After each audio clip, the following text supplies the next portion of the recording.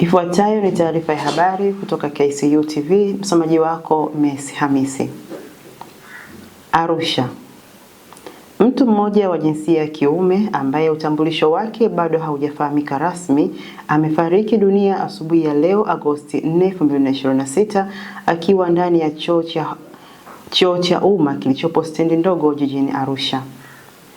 Kwa mujibu wa mashuhuda, marehemu anadaiwa kuwa mkazi wa wilaya ya Monduli mkoani Arusha na aliwasili stendi hiyo akitokea Dar es Salaam akiwa na lengo la kusafiri kurejea Monduli. Inadaiwa alikuwa na begi moja na mfuko ambavyo aliacha ndani ya daladala kabla ya kuelekea chooni. Mashuhuda wanasema marehemu alikuwa akitembea kwa shida na alisaidiwa kwa kupewa fimbo ili aweze kujiegemeza alipokuwa akielekea chooni. Baada ya kuingia alikaa kwa muda mrefu bila kutoka, hali iliyozua wasiwasi kwa mhudumu wa choo. Mhudumu huyo amesema alipofungua mlango alimkuta mwanaume huyo akiwa amepoteza fahamu. Jitihada za awali za kumsaidia zilifanyika, lakini muda mfupi baadaye alifariki dunia. Jeshi la polisi lilifika eneo la tukio na kuchukua mwili wa marehemu kwa ajili ya kuhifadhiwa, wakati uchunguzi wa kubaini chanzo cha kifo pamoja na utambulisho wake vikiendelea.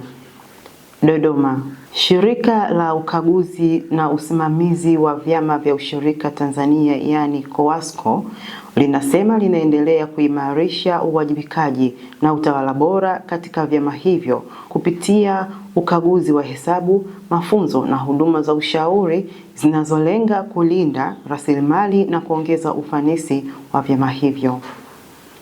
Wakizungumza na waandishi wa habari katika maonesho ya wakulima 88 jijini Dodoma, kaimu mkurugenzi mkuu wa COASCO CPA Jeremia Mugeta amesema shirika hilo lina majukumu makuu matano ambayo watayatekeleza ili kupata tija kwa wadau wao. Shirika la ukaguzi na usimamizi wa ushirika lina majukumu makuu matano.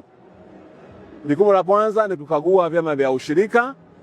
Jukumu la pili ni kusimamia vyama vya ushirika. Jukumu la tatu ni kutoa ushauri kwa vyama vya ushirika. Jukumu la nne ni kusimamia makampuni mengine ya ukaguzi. Lakini jukumu la tano ni kutoa ushauri pamoja na kufanya tafiti katika shughuli za ushirika na maeneo mengine.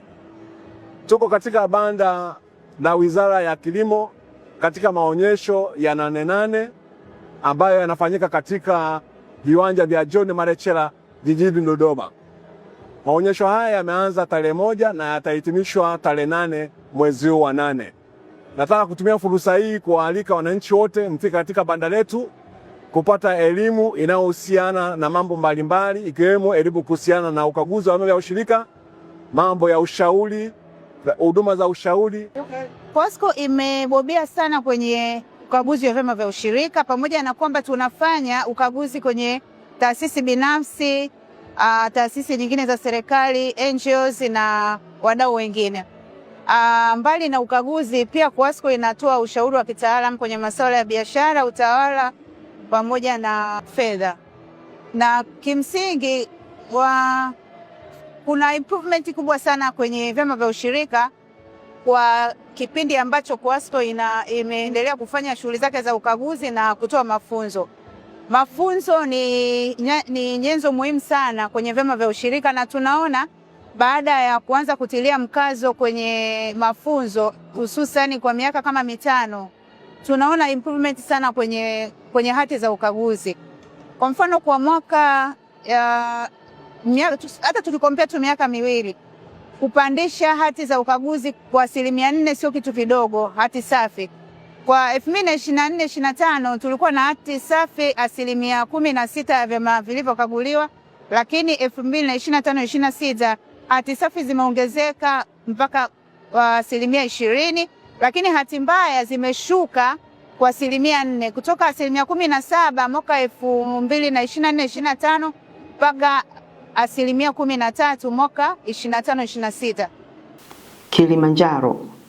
Wageni 16 kutoka Afrika ya Kusini wanatarajia kupanda mlima Kilimanjaro mkoani humo kwa lengo la kuhamasisha na kutetea haki za mtoto wa kike, hususan katika masuala ya hedhi salama, elimu na ushiriki wake katika shughuli za kijamii. Akizungumza wakati wa kuwapokea wageni hao, Kamishna msaidizi mwandamizi wa hifadhi na mkuu wa hifadhi ya taifa Kilimanjaro, Angela Nyaki, amesema kupitia ujio huo unatoa fursa ya kipekee ya kufikisha ujumbe wa kampeni hiyo kwa jamii na kuongeza uelewa kuhusu haki na ustawi wa mtoto wa kike. Aidha, amesema washiriki wa kampeni hiyo wanatarajiwa kufika kileleni mwa mlima Kilimanjaro Agosti 9, siku inayoadhimishwa nchini Afrika Kusini kama siku ya mwanamke. Mlima Kilimanjaro kwanza ni sehemu ya ardhi ambayo imepanda kwenda juu zaidi kuliko maeneo mengine yote Afrika, na taasisi au vikundi vingi vimekuwa vikitumia ugumu. Habari za kimataifa. Muungano wa upinzani wa Azimio la Umoja One Kenya umeanzisha kujijenga upya kuelekea uchaguzi mkuu wa Kenya wa mwaka 2027 kwa kuweka mkakati wa kuunganisha vyama vya upinzani na kupata mgombea mmoja wa urais atakayeshindana na William Ruto. Uamuzi huo umefikiwa katika mkutano wa baraza la Azimio ulioongozwa kwa njia ya mtandao wa Uhuru Kenyatta na viongozi baada ya kufanya mabadiliko makubwa ikiwemo kubadili jina la Azimio na kupanua wigo wa muungano ili kuvutia vyama vingine vya upinzani. Kwa upande wake, katibu mkuu wa Azimio Karoli Omondi amesema mazungumzo rasmi yameanza na chama cha DCP kinachoongozwa na aliyekuwa naibu rais Rigathi Gachagua pamoja na vuguvugu la Linda Mwananchi linalohusishwa na Edwin Sifuna, ikiwa ni sehemu ya juhudi za kuimarisha umoja wa upinzani kabla ya uchaguzi wa mwaka 2027. Mvulana mmoja raia wa Morocco ameonekana akiwalilia wanajeshi wa Hispania katika mji wa Ceuta akiwataka wasimrudishe nchini kwao baada ya kuvuka mpaka. Kwa mujibu wa taarifa, mvulana huyo alikabidhiwa kwa kikosi cha walinzi wa mpakani cha Hispania, yani Spanish Civil Guard, huku sheria za nchi hiyo zikieleza kuwa watoto wanaovuka mipaka bila kuambatana na wazazi au walezi hupaswa kupewa ulinzi maalum. Wakati huo huo, mamlaka za Hispania zinasema takribani watu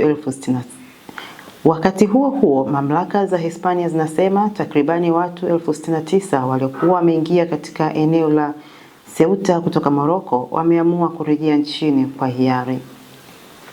Na huo ndio mwisho wa habari kutoka KCU TV. Msomaji wako Miss Hamisi.